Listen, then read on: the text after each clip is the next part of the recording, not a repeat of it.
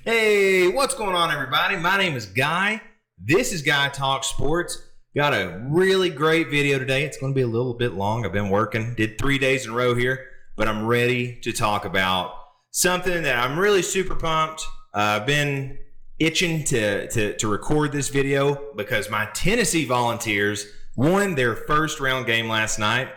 It was a really great game from the Vols. We'll talk about all that. Going to cover how the rest of the SEC fared in the tournament. Little hint, little foreshadowing. It wasn't great.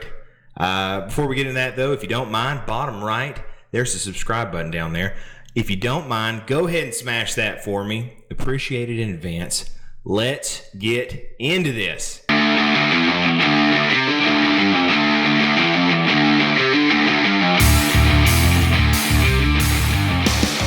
Tennessee absolutely dominated the St. Peter's Peacocks yesterday, winning 83-49.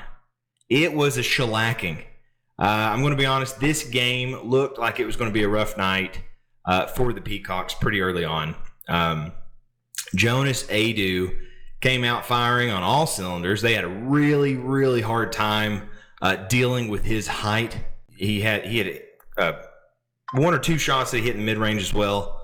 Dalton Connect, fantastic as usual, putting on a great performance. Got to actually ended up getting to rest later in the game because of how much we were ahead.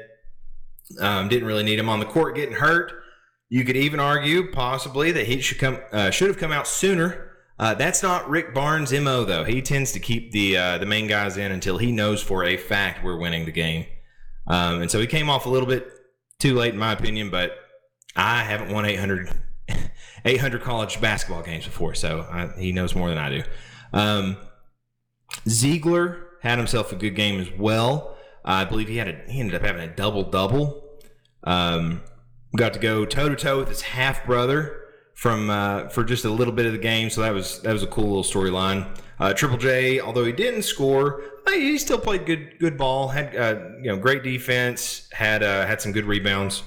Vescovy, to me, he may be even more of an X factor than Dalton Connect is, because I feel like you know what you're going to get out of Dalton Connect, right? You're going to get most likely 20 or more points, and he's going to have a really good game.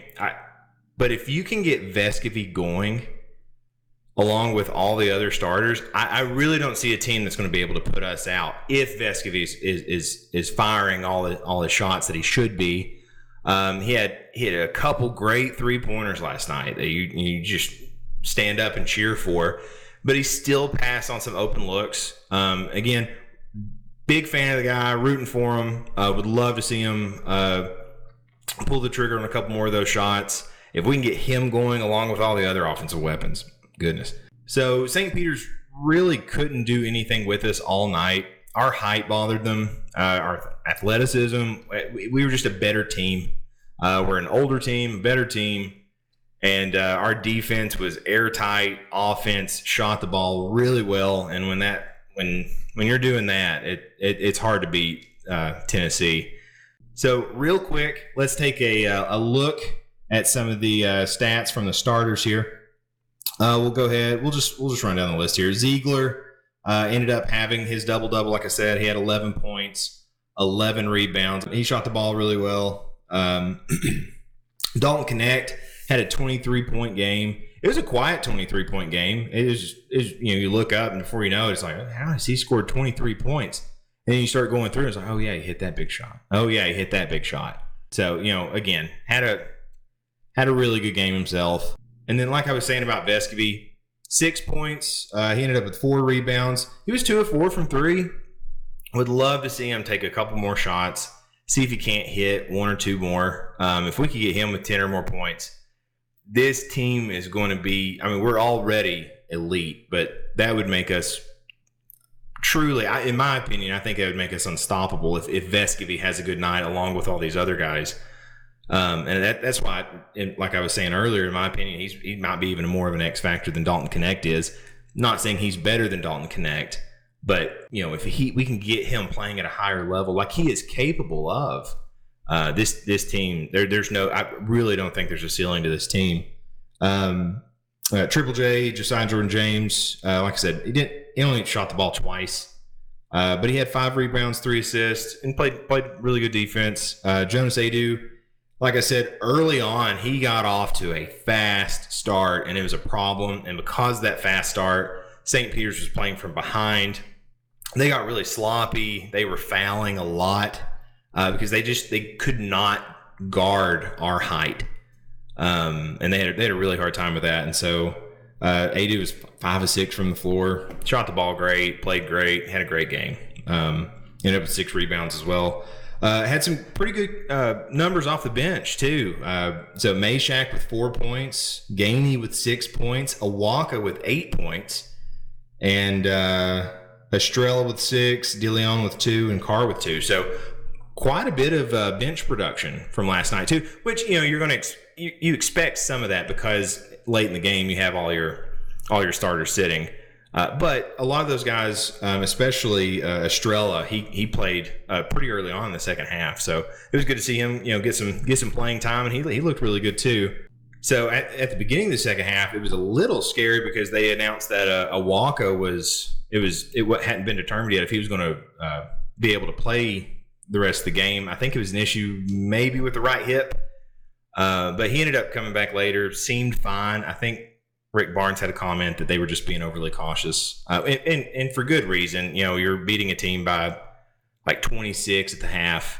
The game's pretty much at hand. You don't want to risk any serious injury, but I think he's supposed to be fine anyway. Real quick, let's go over some of these team stats.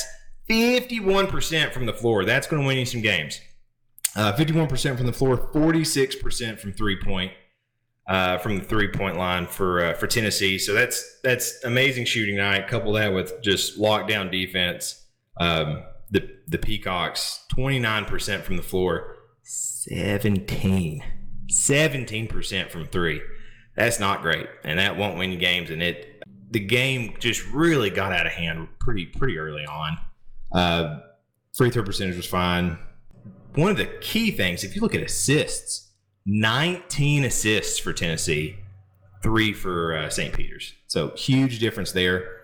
Rebounds, again, our height was a problem for them. 39 rebounds to their 18, 9 offensively to their 7. So we just beat them up on the glass. Like I said, all they could do was foul us. And they fouled the whole game. They ended up getting a few technicals. I think they were, for a lower seed like that, you have to play emotional. But they almost played a little too emotional, and it seemed like the game got a little too big for them at times. They played their hearts out, but like I said, it was almost out of control. They were so emotional at times, and they ended up 2 or 3 it ended up with 2 technicals. So, but it wasn't like they were just being nasty the whole time. They really just could not deal with our height. And then 5 blocks to 1, and I'll post the rest of the stats on here too. So, overall, just like I said, just a dominating win. It was what you wanted to see. We're going to talk about some other SEC teams here in a minute that did not fare so well. And, Tennessee was the last SEC game to go. And after those 3 games earlier, you can't help but get a little worried that something might happen. But Tennessee came out, looked like they were supposed to, played like they were supposed to, and won by a huge margin. And so happy for them, super excited. We'll talk about next game here in a minute too, but super excited. Always happy to get a win in the tournament. And so pressing on. Now let's go ahead and focus in on the rest of the SEC and how they fared last night or yesterday, and it was not great. It was not great. I think in my last video I said that Michigan State was going to give them a hard time, going to give Mississippi State a hard time, and they did. And they did. You got, from their coach, you got Tom Izzo, and the way Mississippi State, they just emotionally and physically gave everything they had.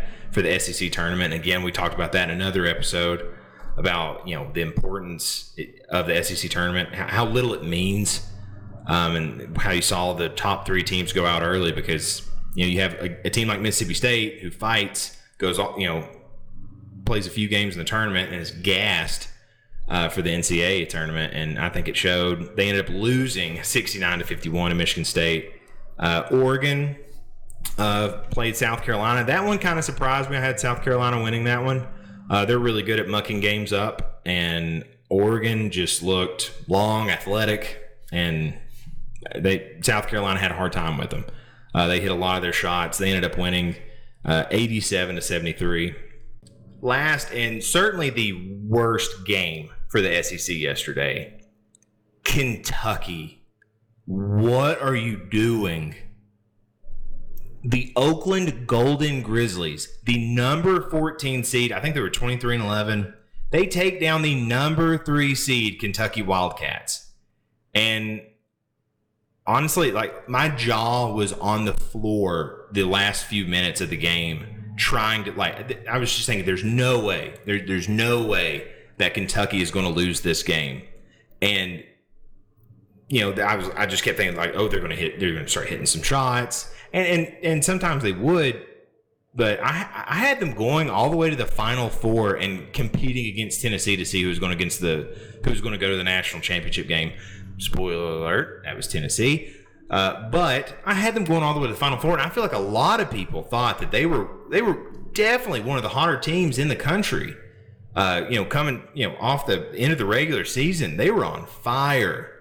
John Calipari had them playing a lot better. And they lost to a guy coming off the bench. Jack Golke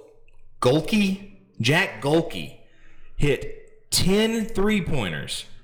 And honestly, it felt like he was hitting everything that he threw up. He threw up so many prayers, and about half of those prayers were answered.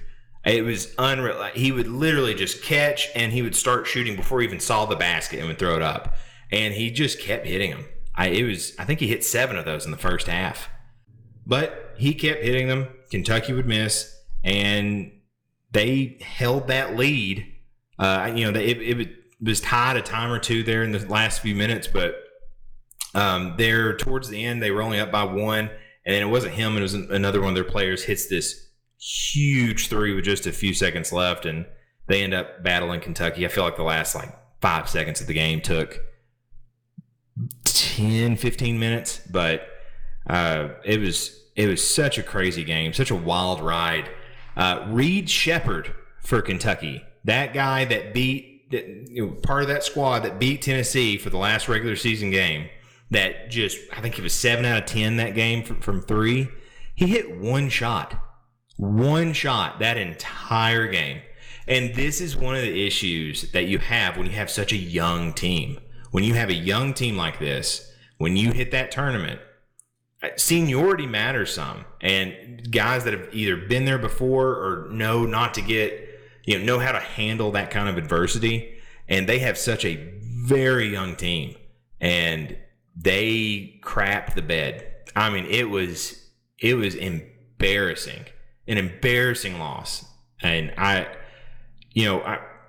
remember it was midway through the season, or a little past midway, when Tennessee beat Kentucky at Rupp, and they had lost a few games in a row at Rupp for the first time in however long. And people were really starting to, call for his job and this and that. But I felt like because of how they were playing at the end, that he had gained a lot of favor back with the fans.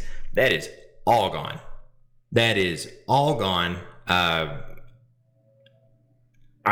If I was the athletic director at Kentucky, which I am not, but if I was, I would not fire a basketball coach that has won national championships, right? I wouldn't do that. However, this is Kentucky, and Kentucky considers themselves a basketball school. They consider themselves one of the elite programs in the country, which for the most part they are in basketball. And so I know a lot of fans are calling for his job right now, and whether that's the right decision or not, I tend to think it's not.